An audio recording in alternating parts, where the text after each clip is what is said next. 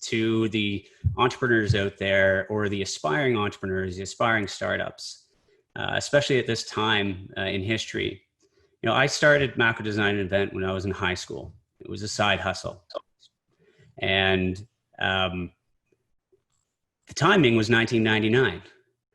So if you remember back in the day, 1999, that was a time where the dot-com bubble burst and we were thrown full steam into a heavy recession. I then went through to the Ivy Business School. I was section class president there. I studied at Hong Kong University as well for supply chain management and all that. I had my pick of the litter of incredible jobs coming into now 2007. I turned down all of those jobs to try and go full-time into this business, MAKO Design and Invent. And if you remember again to the next big recession, that was right at the end of 2007. So wham, I didn't start up this business with one, but with two recessions. So second recession hit, this was a doozy, 2 years. It was because of the banking fiasco in the US. Markets collapsed, spending dried up. But I'll tell you, in a recession, in chaos, in crazy times, that creates opportunities for entrepreneurs. Volatility leads to gaps. Those gaps lead to market spaces that need to be filled by new and aspiring entrepreneurs. So despite it being a very tough time, built MAKO Design, built it to be the largest product design firm in the country. We now have multiple offices across the US, do hundreds of products from sketch on a napkin to design every year. And you know what? All of that really was spun out of quite turmoil times.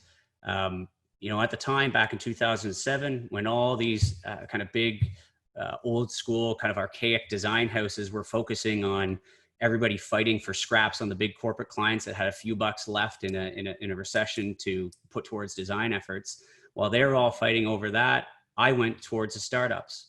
My goal was to say, how can we create world-class design, but for the small folks, home inventors, small businesses, startups. And I was adamant that that was the future of product design that I felt made sense for our business. And it worked. So, the most important thing to keep in mind, especially as we are here today, now in another pandemic, now in another time of crisis, it's important to remember that opportunities out there, and not just the market gaps that I talked about. The second big one is, here we are in the middle of coronavirus, and there's two types of people. And everybody out there listening right now, these two types of people over the last few months.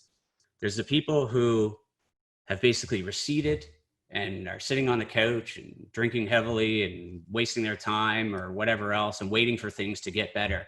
And then there's the other group of people. Those are the group of people that look at this as an opportunity to use the free time that they have to hustle harder, to get twice as much stuff done that they could have done 6 months ago today. Obviously, there's exceptions to these rules and medical situations and whatever else, but in the vast majority of cases, you're looking at those two groups. And everybody who's here on this Zoom call right now, you're part of the right group. You're on this call because you are a hustler. You're on this call because you are a go-getter. And the very fact that you're already initiating on these variety of things to improve your own life, to get into the business that you want, or to work on the business that you've been working on, kudos to you. Seize that, use that as an opportunity, because what will always happen, and whether it's a short period of time or a long period of time, but the bad times become good times.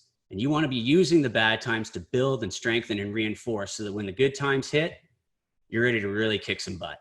So to the teams out there today and anyone else who's tuned in for their kind of entrepreneurial visions or just out of curiosity to see what happens, grab the moment,